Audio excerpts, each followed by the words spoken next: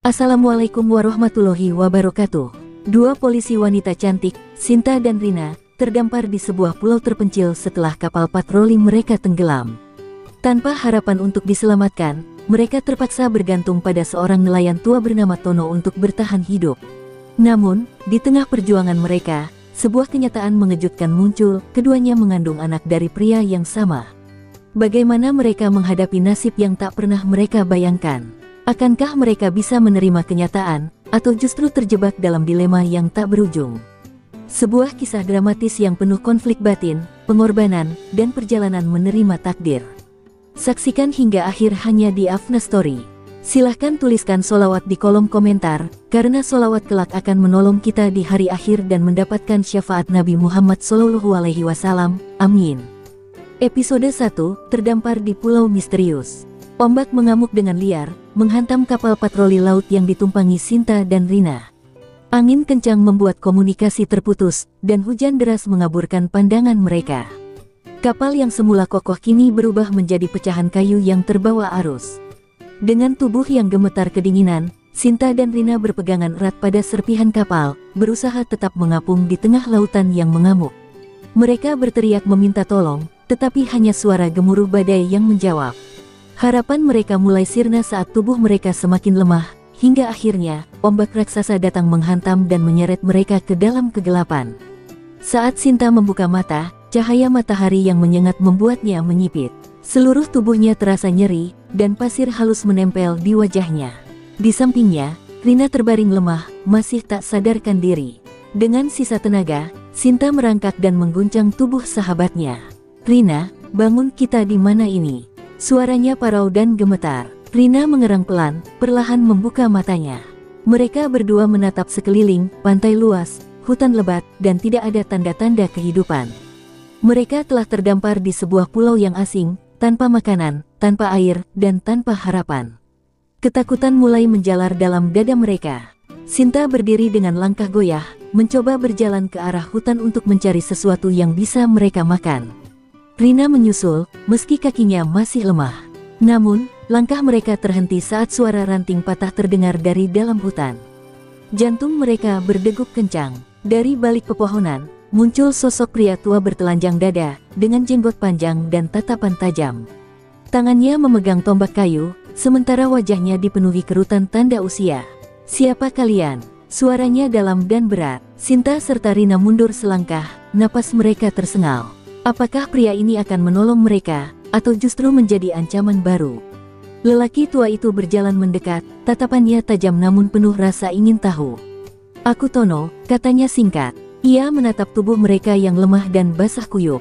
Dengan suara serak, ia melanjutkan, "Kalian beruntung masih hidup setelah badai itu." Tanpa menunggu jawaban, Tono berbalik dan melangkah ke dalam hutan. Sinta dan Rina saling berpandangan, ragu-ragu untuk mengikuti pria asing itu. Namun, dengan keadaan mereka yang semakin lemah, mereka tidak punya pilihan lain. Dengan hati yang waspada, mereka mengikuti langkah Tono, tanpa tahu bahwa keputusan itu akan mengubah hidup mereka selamanya.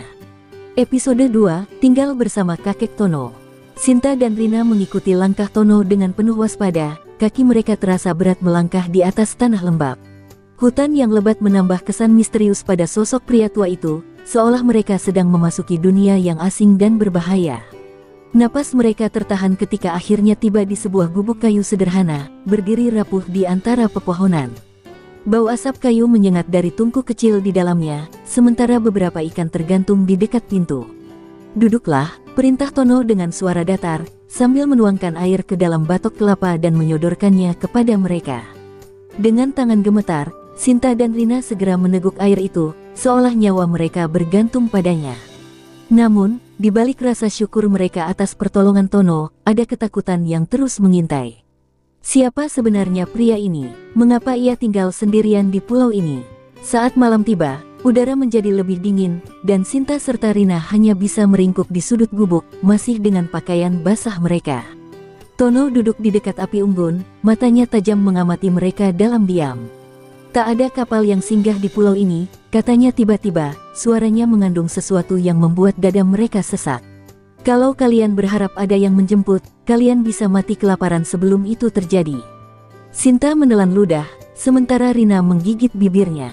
Untuk pertama kalinya, mereka sadar bahwa mungkin mereka telah memasuki mimpi buruk yang sesungguhnya. Malam itu terasa begitu panjang. Angin berdesir di antara celah gubuk, membawa kecemasan yang semakin menyesakan. Sinta tidak bisa tidur, matanya terus mengawasi sosok Tono yang tertidur dengan tombak di sampingnya. Rina pun tidak kalah gelisah, pikirannya dipenuhi ketakutan akan hari esok. Namun, di balik semua itu, mereka tahu satu hal, tanpa Tono, mereka tidak akan bertahan lama di pulau ini. Dan entah itu menjadi keberuntungan atau kutukan, mereka kini terikat dalam dunia pria tua itu, tanpa jalan untuk kembali. Episode 3, Kehidupan Baru yang Sulit. Hari demi hari berlalu, dan Sinta serta Rina mulai merasakan beratnya hidup di pulau terpencil. Pagi-pagi buta, Tono membangunkan mereka dengan suara keras. "Kalau kalian mau bertahan hidup, kalian harus belajar," katanya tanpa ampun. Tanpa pilihan lain, Sinta dan Rina mengikuti pria tua itu ke pantai. Dengan tubuh masih lemas dan kaki gemetar, mereka dipaksa belajar menangkap ikan dengan tangan kosong. Ombak terus menggulung, membuat tubuh mereka hampir terjatuh berulang kali. Sinta mulai menangis frustrasi, sementara Rina menggertakkan giginya, menahan kepedihan.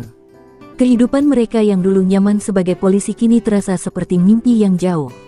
Siang harinya, di bawah terik matahari yang membakar, mereka harus mencari kayu bakar di dalam hutan. Tono tidak pernah menunjukkan belas kasihan. "Jangan manja. Di sini, kalau kalian lemah, kalian mati," ucapnya dingin. Tangan Sinta dan Rina penuh dengan luka akibat ranting-ranting tajam. Perut mereka sering kosong, dan tubuh mereka semakin kurus. Namun, mereka mulai menyadari bahwa Tono bukan hanya pria tua kasar, tapi juga satu-satunya harapan mereka untuk bertahan. Meskipun hatinya penuh amarah, Sinta mulai mengagumi ketangguhan Tono, sementara Rina perlahan merasa nyaman dengan kehadiran pria itu, seolah menemukan sosok pelindung yang selama ini tak pernah ia miliki. Malam itu, mereka duduk bertiga di depan api unggun. Rina yang biasanya pendiam mulai berbicara lebih banyak dengan Tono, bertanya tentang masa lalunya. "Kenapa kakek tinggal di sini sendirian?" tanyanya pelan. Tono terdiam lama, menatap nyala api seolah mencari jawaban. "Aku kehilangan segalanya, istri dan anakku tewas di laut bertahun-tahun lalu," gumamnya. Untuk pertama kalinya, Sinta dan Rina melihat kesedihan di mata pria itu. Hati mereka tersentuh, dan rasa takut yang selama ini menyelimuti perlahan berubah menjadi sesuatu yang tak mereka pahami. Malam semakin larut, dan tanpa mereka sadari, kehadiran satu sama lain mulai mengisi kekosongan yang selama ini ada di hati mereka. Episode 4, Hubungan yang Tak Terduga. Hujan turun dengan deras malam itu, membasahi gubuk tua hingga udara terasa begitu menusuk. Sinta dan Rina duduk di sudut ruangan, menggigil kedinginan dengan pakaian yang masih basah setelah seharian bekerja keras membantu Tono di laut. Api unggun yang biasa menghangatkan mereka meredup tertiup angin, membuat suasana semakin muram. Tono duduk di seberang mereka, matanya menatap api dengan sorot mata yang sulit dibaca. "Kemari," katanya tiba-tiba, suaranya dalam namun penuh otoritas. Sinta dan Rina saling berpandangan, ragu sejenak, tetapi tubuh mereka terlalu lelah untuk menolak. Mereka mendekat, membiarkan diri mereka merasakan sedikit kehangatan dari tubuh pria tua itu yang dipenuhi luka-luka kehidupan. Saat angin semakin kencang dan kilat menyambar langit, sesuatu di dalam gubuk itu mulai berubah. Jarak yang selama ini ada di antara mereka perlahan memudar, digantikan oleh sesuatu yang lebih dalam, sesuatu yang menggetarkan jiwa mereka dengan cara yang tak pernah mereka bayangkan. Rina, yang selama ini paling bisa menyesuaikan diri dengan keberadaan Tono, mulai bersandar pada bahunya, merasakan kenyamanan yang aneh namun menenangkan. Sinta, yang selama ini menolak mengakui ketergantungannya pada pria itu, kini tidak bisa menghindari kenyataan bahwa di tengah kesulitan ini, Tono adalah satu-satunya orang yang membuatnya merasa aman. Malam itu, batasan di antara mereka kabur, tenggelam dalam kesunyian yang hanya dipecahkan oleh suara hujan yang terus turun tanpa henti. Pagi datang dengan keheningan yang berbeda. Sinta terbangun lebih dulu, merasakan sesuatu yang bergejolak di dalam hatinya. Ia menatap Tono yang masih tertidur, dengan Rina yang bersandar di lengannya. Ada perasaan aneh yang menghantamnya, bukan sekadar keterikatan karena keadaan, tetapi sesuatu yang lebih dalam, lebih rumit. Ia tidak tahu apakah itu ketakutan, rasa bersalah, atau justru sesuatu yang lebih gelap yang mulai tumbuh di dalam dirinya. Namun, satu hal yang pasti, malam itu telah mengubah segalanya, dan tidak ada jalan untuk kembali. Episode 5, Ikatan yang tak terhindarkan. Sejak malam itu, sesuatu berubah di antara mereka. Sinta mulai merasa gelisah setiap kali melihat Rina semakin dekat dengan Tono. Hatinya dipenuhi kebingungan dan perasaan yang sulit ia pahami. Ia berusaha menyangkal bahwa ada sesuatu yang mengikat dirinya dengan pria tua itu, tetapi setiap kali melihat Rina berbicara lembut atau tersenyum kepadanya, hatinya seperti diremas oleh perasaan yang asing. Suatu malam, ketika Sinta duduk sendirian di tepi pantai, menatap laut yang luas, Tono datang mendekatinya. "Kau kenapa?" tanyanya dengan suara berat. Sinta menggigit bibirnya, menahan gejolak dalam dirinya. "Aku hanya merasa takut," jawabnya pelan. Namun, lebih dari sekadar takut akan nasib mereka di pulau ini, Sinta takut pada perasaannya sendiri. Sementara itu, Rina semakin terbuka dengan kehadiran Tono. Ia merasa aman di dekat pria tua itu, sesuatu yang belum pernah ia rasakan sebelumnya. Ketika tangan kasar Tono menggenggam tangannya untuk pertama kali, ia tidak menolak. Ada kehangatan di sana, sebuah perlindungan yang selama ini ia cari. Namun, Sinta mulai menjauh. Hatinya terasa semakin terasing meskipun mereka bertiga tinggal di tempat yang sama. Ketika malam tiba, Sinta duduk di sudut gubuk, mendengar suara bisikan halus antara Rina dan Tono. Hatinya bergetar, matanya panas menahan air mata. Ia tidak bisa mengerti mengapa ini terasa seperti kehilangan. Hingga akhirnya, pada suatu pagi, Tono menemukan Sinta berdiri di tepi pantai, menatap ombak dengan mata kosong. "Aku tidak ingin merasa seperti ini," bisiknya tanpa menoleh. Tono mendekat, berdiri di sampingnya, merasakan kepedihan yang sama. "Kau adalah bagian dari tempat ini sekarang," katanya, suara beratnya seakan memiliki makna yang lebih dalam. Sinta menoleh, menatap pria itu dalam-dalam. Dan di sanalah, dalam tatapan mereka yang saling menyelami, Sinta tahu bahwa tak ada jalan keluar dari ikatan yang kini telah menjerat mereka bertiga. Pulau ini tidak hanya menawan tubuh mereka, tetapi juga hati dan takdir mereka. Episode 6, terperangkap dalam perasaan. Hari-hari berlalu, dan hubungan di antara mereka semakin rumit. Rina tak lagi ragu menunjukkan kedekatannya dengan Tono, seolah pria tua itu adalah satu-satunya hal yang membuatnya tetap bertahan. Sementara itu, Sinta masih dihantui perasaan yang tak bisa ia jelaskan. Ia mencoba mengalihkan pikirannya dengan bekerja lebih keras, mencari ikan, mengumpulkan kayu bakar, dan menjauh sejauh mungkin dari keduanya. Namun, semakin ia menghindar, semakin hatinya tersiksa. Malam-malamnya dipenuhi kegelisahan, dan setiap kali mendengar suara lembut Rina bercakap dengan Tono di sudut gubuk, hatinya terasa perih. Ia tak bisa mengerti, mengapa di tengah penderitaan di pulau ini, justru perasaanlah yang paling menyakitinya. Suatu malam, ketika hujan turun lebat, Sinta tidak bisa lagi menahan semua yang ia rasakan. Ia keluar dari gubuk dan berlari ke tengah hutan, membiarkan air hujan membasahi tubuhnya. Napasnya memburu, dadanya terasa sesak. Ia ingin marah, ingin menangis, tetapi suaranya tercekik dalam tenggorokannya. Namun, langkah kaki berat di belakangnya membuatnya menoleh. Tono berdiri di sana, basah kuyup, menatapnya dengan sorot mata tajam. "Kenapa kau selalu lari?" tanyanya dengan suara berat. Sinta terdiam, tubuhnya gemetar. "Aku tidak tahu," jawabnya pelan. Tapi dalam hatinya, ia sadar.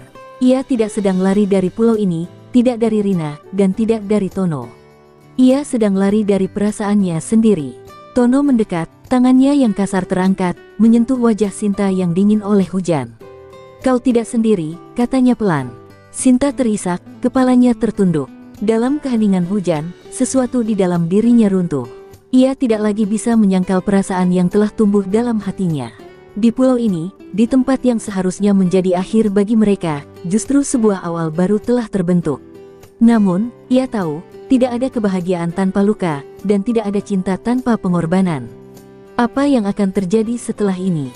Sinta tidak tahu, tetapi satu hal yang pasti, tidak ada lagi jalan untuk kembali. Episode 7, menghadapi kenyataan. Sejak malam itu, Sinta tak lagi bisa menghindari perasaannya. Ada sesuatu yang mengikatnya dengan Tono, sesuatu yang tak bisa ia jelaskan, tetapi semakin hari semakin kuat. Namun, di sisi lain, Rina masih tetap berada di dekat pria tua itu, seolah hatinya telah menyerah dan menerima keadaan.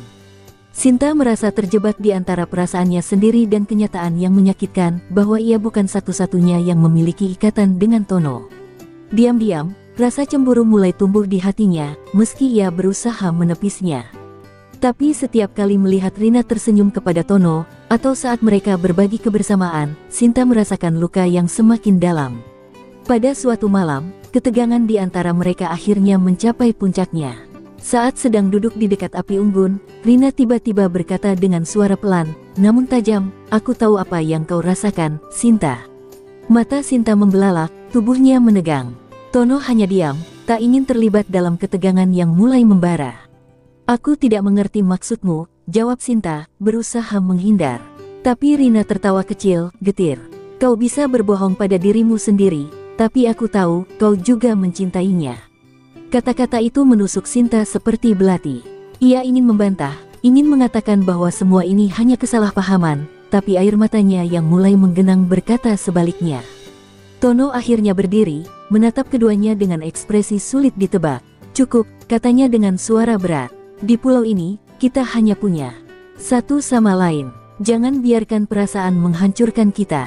Namun, kata-kata itu justru membuat Sinta semakin sadar, perasaan itu sudah ada, sudah tumbuh, dan tidak bisa diabaikan begitu saja. Ia menunduk, menggigit bibirnya, sementara Rina menghela napas panjang, seolah sudah menerima takdirnya. Malam itu, keheningan di antara mereka lebih tajam dari sebelumnya.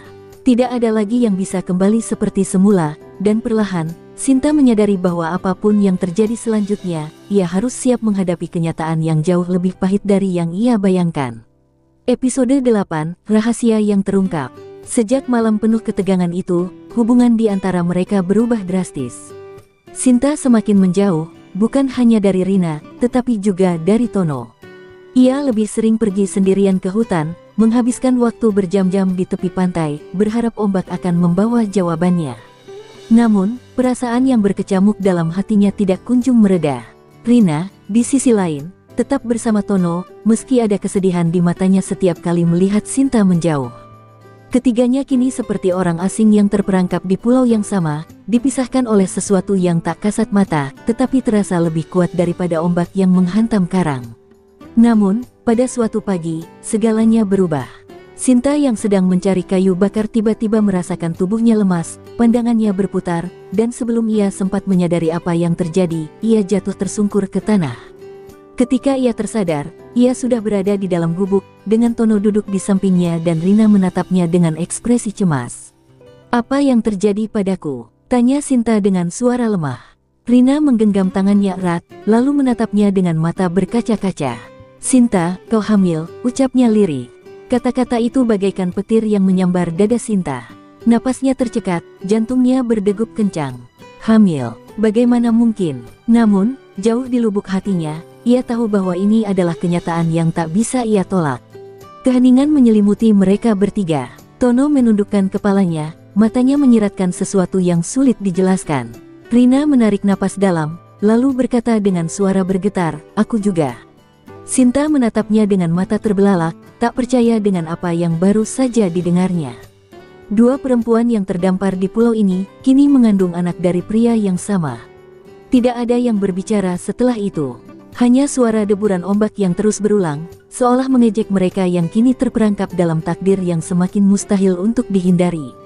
Episode 9, Luka yang tak terhindarkan.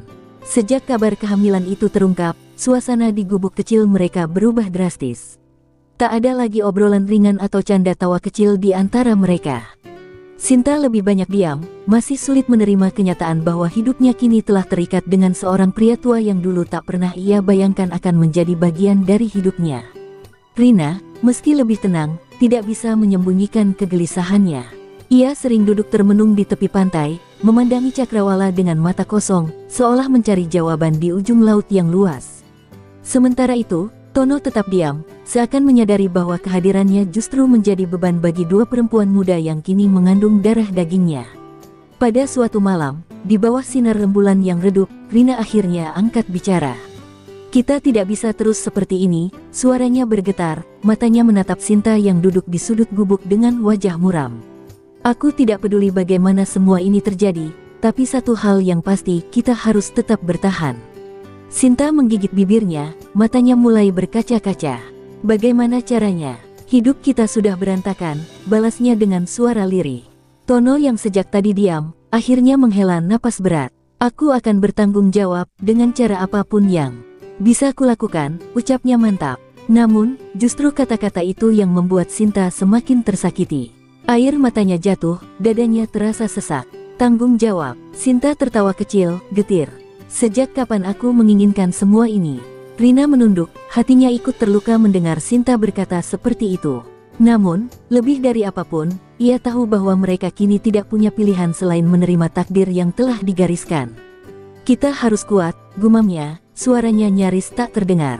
Sinta memejamkan mata, mencoba menahan gejolak dalam hatinya.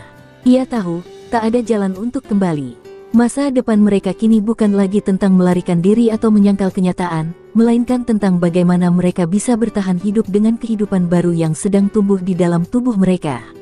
Namun, pertanyaan terbesar masih menggantung di udara, apakah mereka benar-benar bisa menerima nasib ini? Atau justru luka ini akan semakin menghancurkan mereka?